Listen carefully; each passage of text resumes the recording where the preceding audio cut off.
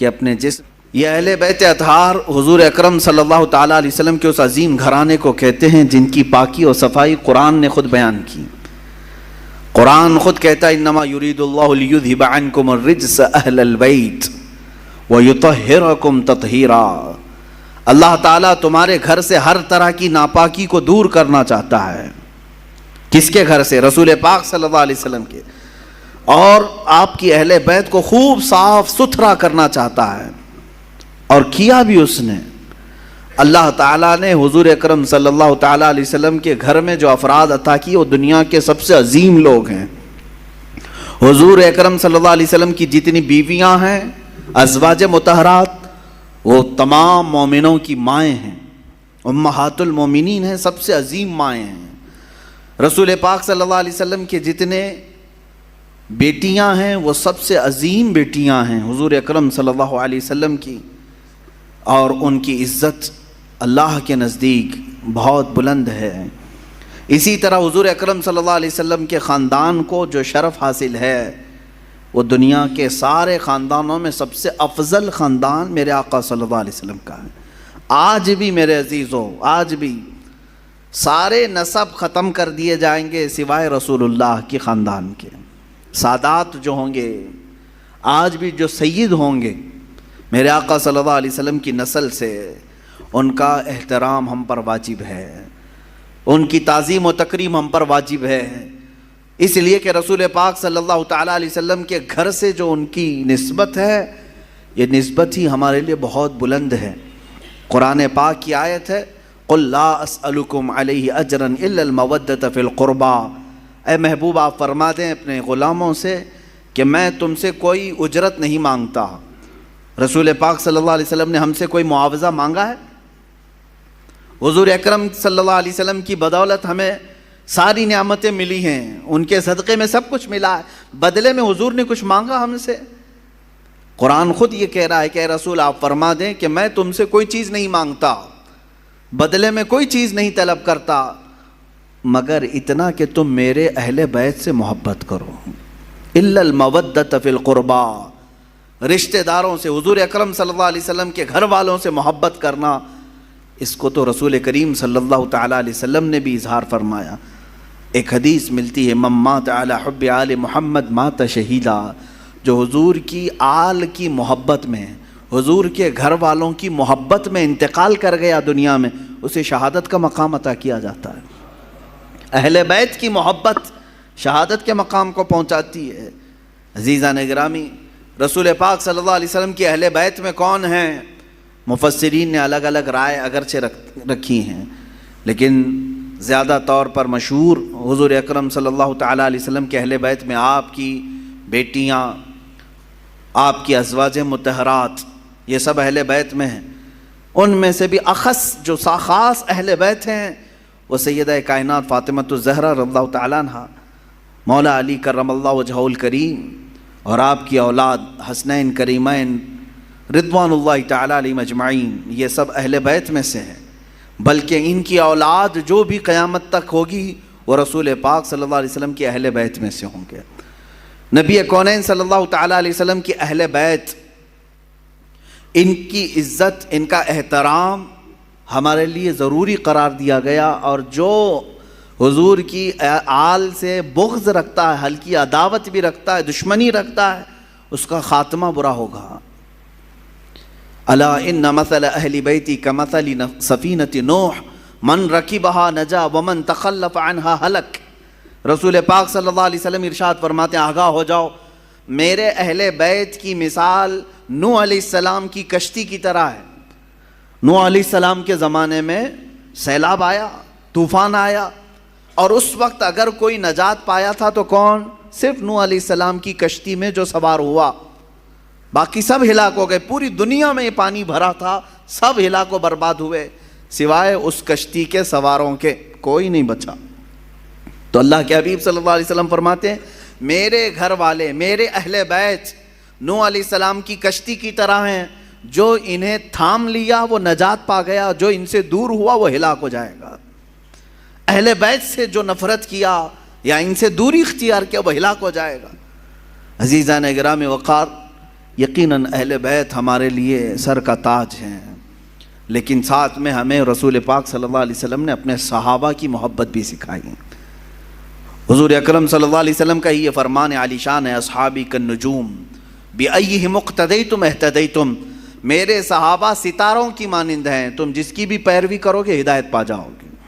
یہ میں کیوں آج عرض کر رہا ہوں؟ اہل بیت کا تذکرہ ہونا چاہیے، لیکن ساتھ میں نے صحابہ کا بھی ذکر کیا۔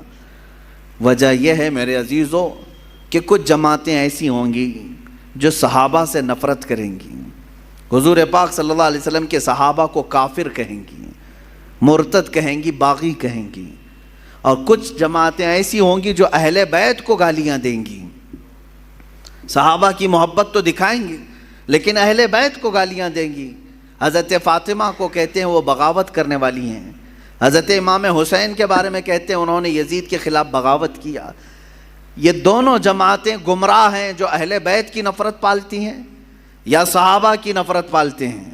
یہ دونوں جماعتیں ہیں، گمراہ ہیں۔ ان میں درمیانی جماعت وہ ہے جس کو مسلک اعلیٰ حضرت اہل سنت و جماعت کہتے ہیں۔ اہل سنت و جماعت یہ ہمارا درمیانی مسلک ہے، درمیانی، کہ ہم کیا کہتے ہیں جس کو امام اہل سنت فاضل بریلوی نے یوں ارشاد فرمایا، اہل سنت کا ہے بیڑا پار اصحاب حضور، نجم ہے اور ناؤ ہے عطرت رسول اللہ کی۔ یہ اس شعر میں نجم کا نام آیا ہے، ناؤ کا نام آیا ہے۔ نجم کہتے ہیں تارے کو، نجم کس کو کہتے ہیں؟ ستارے کو، اور ناؤ کشتی کو کہتے ہیں۔ اعلیٰ حضرت فرماتے ہیں ہمارا بیڑا تو پار ہے الحمدللہ۔ صحابہ کو حضور نے کیا فرمایا؟ میرے صحابہ ستاروں کی طرح ہیں۔ اہل بیت کو کیا کہا حضور نے؟ کشتی کی طرح ہے۔ اعلیٰ حضرت فرماتے ہیں ہمارے پاس تارے بھی ہیں اور کشتی بھی ہے۔ ہاں، تارے رات کے وقت اندھیرا ہو جائے تو پہلے کے زمانے میں تاروں سے ہی راستہ طے کیا جاتا تھا۔ آج بھی یہ تارے اور کشتی کا کیا ملاپ ہے میں آپ کو بتاؤں۔ اتنی ٹیکنالوجی ترقی کر گئی، پھر بھی جانتے ہیں آپ جو شپ آج سمندروں میں چلتی ہیں، جو جہاز، بڑی بڑی جہاز ہیں سمندروں میں چلتی ہیں، سمندر میں وہ راستہ کہاں سے؟ کوئی روڈ بنا ہوا ہے؟ کوئی ٹریک بنی ہوئی ہے؟ کیسے وہ چلتی ہیں؟ برابر رخ کیسے لیتی ہیں؟ پورے جہاز کو، پوری کشتی کو ستاروں پر چلایا جاتا ہے۔ آج بھی ستاروں پر راستے طے کیے جاتے ہیں۔ اب ٹیکنالوجی اتنی آ گئی اور روڈ اتنے بن گئے کہ کوئی اب راستہ تلاش کرنے کے لیے تارے دیکھتا ہی نہیں۔ پہلے کے لوگ سفر کرنے کے لیے بھی تارے دیکھتے تھے، ہر تارے کا ایک سمت ہوتا تھا، اس طرف یمن ہے، اس طرف شام ہے، اس طرف عراق ہے، وہ راستے اسی طرح سے طے کرتے تھے۔ اس لیے یہ دو چیزوں کا ملاپ بیان کیا گیا۔ سمندر میں اگر کشتی ہے تو تاروں سے اپنا راستہ طے کرتی ہے۔ میرے عزیزو، ہم یہ کہتے ہیں کہ صرف تارے دیکھ کر کے چلیں اور سمندر میں چلنا چاہے تو بھی ممکن نہیں ہے، اور صرف کشتی پر بیٹھ جائیں تارے نہ دیکھیں تو بھی ممکن نہیں ہے۔ اسی لیے اعلیٰ حضرت نے فرمایا اہل سنت کا ہے بیڑا پار اصحاب حضور، نجم ہے اور ناؤ ہے عطرت رسول اللہ کی۔ اللہ کے رسول کی عطا کردہ دونوں نعمتیں ہمارے پاس ہیں۔ ہم صحابہ کی بھی عزت کرتے ہیں اور اہل بیت اطہار کی بھی عزت کرتے ہیں۔ ان دونوں میں سے کسی ایک کو بھی ہم خطا کار، گنہگار، معاذ اللہ رب العالمین، باغی، اس طرح کے الفاظ ہم ہرگز نہیں استعمال کرتے۔ اہل سنت کا یہ موقف رہا ہے۔ اب میں اہل بیت اطہار کے متعلق عرض کروں، اس میں خاص طور پر رسول پاک صلی اللہ تعالیٰ علیہ وسلم کے گھر والوں میں حسنین کریمین رضی اللہ تعالیٰ عنہما، ان کی قدر کیا تھی، ان کی عزت کیا تھی۔ صحابہ بھی حضور پاک صلی اللہ علیہ وسلم کے زمانے میں، حالانکہ ان کی عمر بہت کم تھی، حضرت امام حسین حضور پاک صلی اللہ علیہ وسلم کے انتقال کے وقت صرف 6 سال کے تھے، 6 سال کے تھے۔ حضرت حسن مجتبیٰ رضی اللہ تعالیٰ عنہ 7 سال کے تھے۔ بس یہ 6 اور 7 سال کی عمر تھی جب حضور کی وفات ہوئی، لیکن اتنے بچپن میں بھی صحابہ کرام کا حال یہ تھا کہ یہ اتنا ادب کرتے تھے کہ نماز کے عالم میں کبھی کبھار حضور پاک صلی اللہ علیہ وسلم امامت فرما رہے ہوتے اور یہ دونوں شہزادے پہلی صف میں آ جاتے ہیں یا مصلی کے پاس آ جاتے ہیں، آگے پیچھے چلتے ہیں، تو عام بچوں کی طرح انہیں ہٹایا نہیں جاتا تھا۔ ان کو نہ پہلی صف سے کوئی پیچھے کرنے والا ہوتا، نہ کوئی ادھر سے ادھر کرتا، میرے عزیز و دوسروں کے بچے آئیں تو ہم ادھر ادھر کر دیں، لیکن رسول اللہ کے شہزادوں کو صف کے آگے رکھ کر کے بھی صحابہ نماز پڑھتے تھے، اس لیے کہ ان صحابہ کو معلوم تھا کہ نماز ہماری اس وقت تک کمپلیٹ نہیں ہوگی جب تک نبی اور آل نبی پر درود نہ بھیجیں۔ ہاں، تحیات میں بیٹھنے کے بعد تو پڑھنا ہی پڑے گا نا، اللہم صلی علی محمد وعلی آل سیدنا محمد۔ ہم تو کہتے ہیں اے اللہ درود بھیج محمد صلی اللہ علیہ وسلم پر اور ان کی آل پر، تو صحابہ کی نمازیں کیسی ہوتی ہوں گی جب نماز میں تحیات پر بیٹھ کر کے یہ پڑھتے ہوں گے اللہ نبی پر تو درود بھیج، تو مصلی پر نبی کو دیکھ رہے ہوں گے، اور جب آل محمد پر درود بھیجتے ہوں ان شہزادوں کو پہلی صف میں دیکھ رہے ہوتے ہیں۔ ان صحابہ کی نمازیں کیسی ہوتی ہوں گی۔ بہرحال حسنین کریمین رضوان اللہ تعالی علیہما، اللہ تعالیٰ نے ان کو رسول پاک صلی اللہ تعالیٰ علیہ وسلم کے گھر میں اس طرح سے ودیعت فرمایا کہ ان کا نام بھی جنتی نام رکھا گیا۔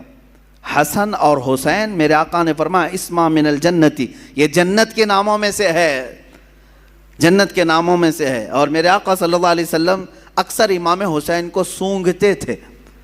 چومنا الگ چیز ہے نا، بچوں کو ہم بوسہ دیتے ہیں، چومتے ہیں، حضرت امام حسین کو حضور پاک صلی اللہ علیہ وسلم سونگھتے تھے۔ چومنا بھی ہوتا ہے، میرے آقا صلی اللہ علیہ وسلم سے چومنا بھی، بوسہ لینا بھی ثابت ہے، لیکن اکثر آپ ان کی گردن کے پاس اور ان کے چہرے کے پاس سونگھتے تھے۔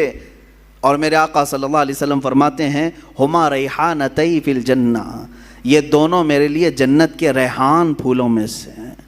جنت کے جس طرح ریحان پھول ہیں، اللہ تعالیٰ نے حسن و حسین رضی اللہ تعالیٰ عنہما کو جنت کے پھولوں کی طرح خوشبودار بنایا تھا۔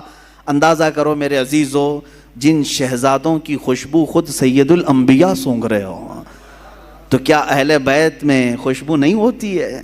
کیا رسول اللہ کے خاندان میں خوشبو نہیں ہوتی؟ یہاں پر مجھے وہ بات یاد آتی ہے، کسی نے مجھ سے کہا تھا کچھ سال پہلے، میں نے ایک واقعہ بیان کیا تھا، اعلیٰ حضرت امام احمد رضا خان فاضل بریلوی رضی اللہ تعالیٰ عنہ کے اہل بیت کا ادب کرنے کا ایک واقعہ مشہور ہے، جس کو ایک صاحب نے اعتراض کر کے کہا تھا کہ ایسا کیسا انہوں نے سونگ لیا۔ سنیے، بریلی شریف میں پالکی چلتی تھی، پالکی اسٹیشن سے گھر جانا ہو، کہیں پر بھی جانا ہو تو 4 لوگ جو ہے ایک چھوٹی سی پالکی اٹھاتے تھے، جیسے اب رکشہ ہے، پہلے وہ لوگ مزدور اٹھا کر کے لے جاتے تھے، عام تھا یہ، مکہ میں بھی موجود تھا، طواف کرانے کے لیے پالکیاں ہوتی تھی، حبشی لوگ اٹھاتے تھے۔ بریلی میں امام اہل سنت فاضل بریلوی نے یہ کرائے کے پالکی والوں کو بلایا، اس میں 3 لوگ تھے یا 4 لوگ تھے یا جتنے بھی تھے، پالکی اٹھانے والوں نے کرایہ طے کیا، اٹھا لیا۔ تھوڑی دیر کے بعد اعلیٰ حضرت فاضل بریلوی رضی اللہ تعالیٰ عنہ کہنے لگے روک دو روک دو، روکا گیا، اتر گئے، کہا کہ تم میں سے کوئی سید زادہ ہے؟ پالکی اٹھانے والوں میں سے کوئی سید زادہ ہے؟ تو لوگوں نے کہا میاں تمہیں تو کرائے سے مطلب ہے، کرایہ دو اور چلو آگے، پیسے دو اور اپنا، یہ کیا ہے، سید ہے، پٹھان ہے، کوئی بھی تو اٹھائے۔ اعلیٰ حضرت نے کہا ہرگز نہیں، میرا یہ شیوا نہیں ہے کہ کسی سید زادے پر میں سوار ہو جاؤں۔ آپ نے بار بار اصرار کیا تو ان پالکی اٹھانے والوں میں ایک سید زادہ تھا، انہوں نے کہا کہ ہاں میں سید ہوں۔ اللہ اکبر، تھوڑی دیر ہی سوار ہوئے تھے، اعلیٰ حضرت رضی اللہ تعالیٰ عنہ ان کے ہاتھوں کو پکڑ لیا، رونے لگے، بڑی خطا ہو گئی مجھ سے، غلطی ہو گئی، میں قیامت کے دن کیا منہ دکھاؤں گا رسول پاک کو کہ احمد رضا تو میرے بیٹے کے کندھے پر سوار ہوا تھا۔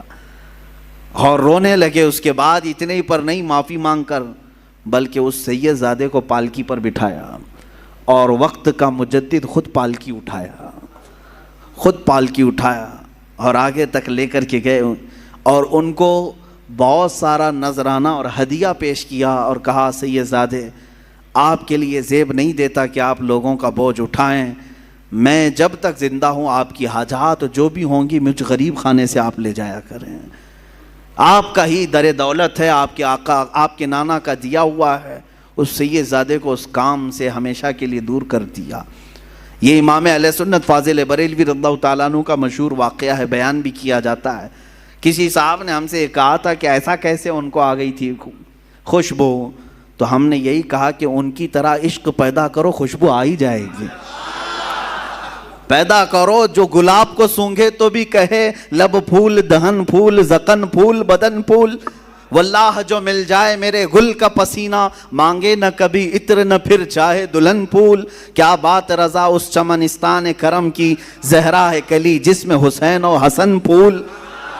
یہ بریلی کا امام ہی تو کہتا ہے جس کی زندگی عشق میں ڈوبی ہوئی ہے، جس جگہ پر بھی دیکھیں یہ اعلیٰ حضرت کے نغمے، کیا یہ عشق نہیں پیدا کرتے؟ آج 100 سال کے بعد بھی سننے والے جھوم جاتے ہیں۔ اس بریلی کے تاجدار کے سینے میں عشق کتنا رہا ہوگا، جو ہمیشہ اس زمانے میں لوگ میرے آقا کی ناپ رہے تھے کتنا ہے، کیا کیا ہے، کیسے کیسے ہیں حضور کے بارے میں۔ اس وقت اس امام نے پکار کر کہا تھا سرور کہوں کہ مالک و مولا کہوں تجھے، باغ خلیل کا گل زیبا کہوں تجھے، حیران ہوں میرے شاہ میں کیا کیا کہوں تجھے۔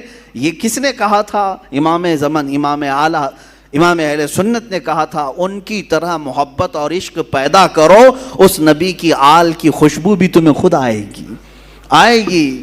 ہاں بدبو رکھے ہو اور دل میں بغض اور کوڑھن ہو تو پھر یہ تمام اعتراضات بھی تمہارے دل سے سینے سے نکل کر کے زبان پر آتے رہیں گے۔ بہرحال عزیزان گرامی، رسول پاک صلی اللہ تعالیٰ علیہ وسلم حسنین کریمین کو سونگھا کرتے تھے اور کہا کرتے تھے، فرمایا کرتے کہ یہ جنت کے پھولوں میں سے کچھ پھول ہیں جو اللہ تعالیٰ نے مجھے عطا کیا، برا ہو ان ظالموں کا جنہوں نے جنت کے ان پھولوں کو بھی نوچ دیا اور انہیں بکھیر دیا۔ اسی کو اعلیٰ حضرت نے اپنے سلام میں کہا تھا کتنے بکھرے ہوئے ہیں مدینے کے پھول، یا کربلا تیری قسمت پہ لاکھوں سلام۔ کربلا کے میدان پر سلام بھیجتے ہوئے اعلیٰ حضرت نے یوں کہا تھا کہ یہاں بکھرے ہوئے ہیں، یہ مدینے کے پھول ہیں، جس جگہ دیکھو رسول اللہ کا کوئی نہ کوئی شہزادہ نظر آتا ہے۔ اس زمین کو بھی اعلیٰ حضرت نے سلام پیش کیا تھا۔ عزیزان گرامی وقار، رسول پاک صلی اللہ تعالیٰ علیہ وسلم کا گھرانہ یقین جانیں اللہ تعالیٰ کی بارگاہ میں معزز گھرانہ ہے۔ حضرت عمر ابن خطاب رضی اللہ تعالیٰ عنہ امیر المومنین ہیں، جن کی نیکیاں اللہ کی بارگاہ میں بہت زیادہ ہیں، اور جن کے بارے میں خود میرے آقا نے فرمایا میرے بعد اگر کوئی نبی ہوتا تو وہ عمر ہوتے۔ اتنی ساری فضیلتیں ان کے پاس ہیں، لیکن مدینے میں ایک وقت ایسا آیا کہ قحط آ گیا، بارش نہیں آ رہی تھی، لوگ سوکھا پڑ گیا تو پریشان ہو گئے، سب امیر المومنین کے پاس آئے۔ جانتے ہو امیر المومنین عمر ابن خطاب رضی اللہ تعالیٰ عنہ، جن کو اللہ تعالیٰ نے بہت سارے انعامات سے نوازا، وہ زاہد بھی ہیں، متقی بھی ہیں، پرہیزگار بھی ہیں، رسول پاک صلی اللہ علیہ وسلم کے خلیفہ بھی ہیں، سب ہیں۔ دعا کے لیے خود ہاتھ اٹھا دیتے نہیں، بلکہ سارے لوگوں کو میدان میں جمع کیا، اور پھر اس کے بعد حضرت عباس رضی اللہ تعالیٰ عنہ کو گھر سے بلایا، جو رسول پاک صلی اللہ علیہ وسلم کے چچا تھے، اور بیچ میدان میں آ کر کے حضرت عباس کا ہاتھ پکڑا اور عرض کیا اے اللہ تیرے نبی کے رشتہ دار کا ہاتھ میرے ہاتھ میں ہے، میں بارش تجھ سے مانگتا ہوں، تو میری بات کو رد نہ فرما۔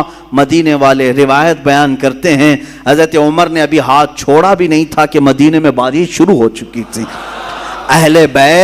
اہل بیت کے وسیلے سے دعا کی جائے اللہ قبول فرماتا ہے۔ عزیزان گرامی وقار، رسول پاک صلی اللہ تعالیٰ علیہ وسلم کا گھرانہ آج بھی جو سادات ہیں ان کا احترام کیا جائے، ان کا ادب کیا جائے، عام لوگوں کی طرح ان کے ساتھ برتاؤ نہ کریں۔ رسول پاک صلی اللہ تعالیٰ علیہ وسلم کے گھر کے نسبتوں کا خیال ضرور